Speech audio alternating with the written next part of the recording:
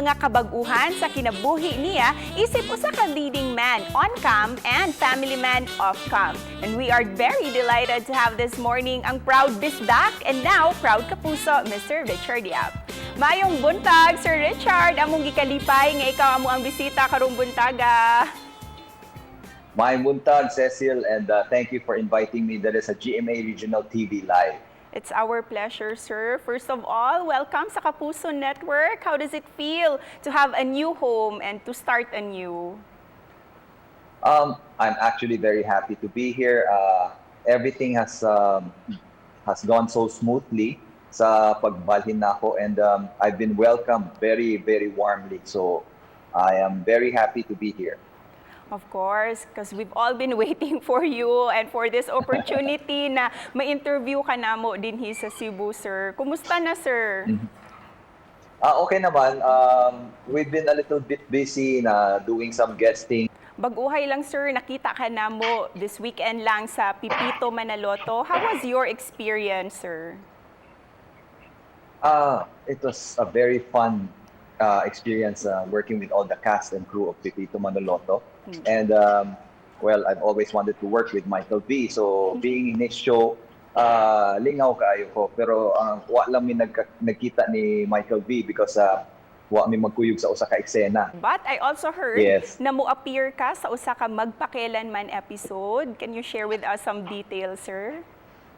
Yes, kay nanguntana, daghang manungtana about sa love story na mo karon sa akong misis. Yes. So, mogawas mi sa Magpakailanman at on February 13 at 8 p.m. That's watch out for that.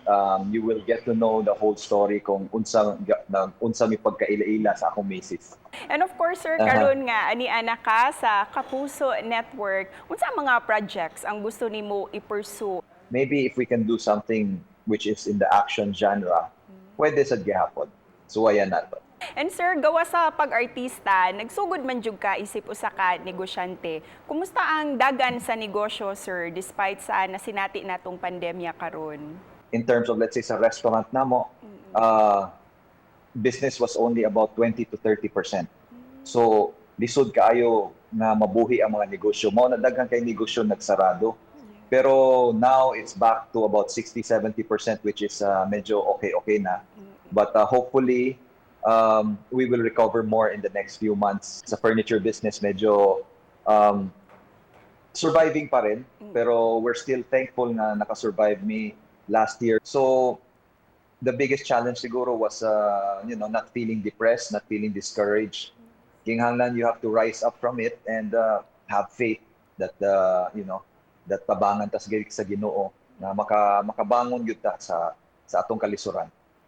That's true, sir. And aside from your family and your friends, did vlogging help you cope up with the quarantine? Kay for us, nalipay ming tanan to see a glimpse of your life at home and your life with your family that you share through your vlogs. Doing the vlog was one way of reaching out sa atong mga amigo, atong mga fans, atong supporters, because they could, still keep in touch with us, and at the same time, makita nila kung unsay gibuhat nato. And because kay February naman jud, Sir Richard, ug ganahan kayo mi maminaw og mga love stories, ilabi na nga ipakita ang inyong love stories sa inyong misis sa Magpakailanman without giving everything away, sir.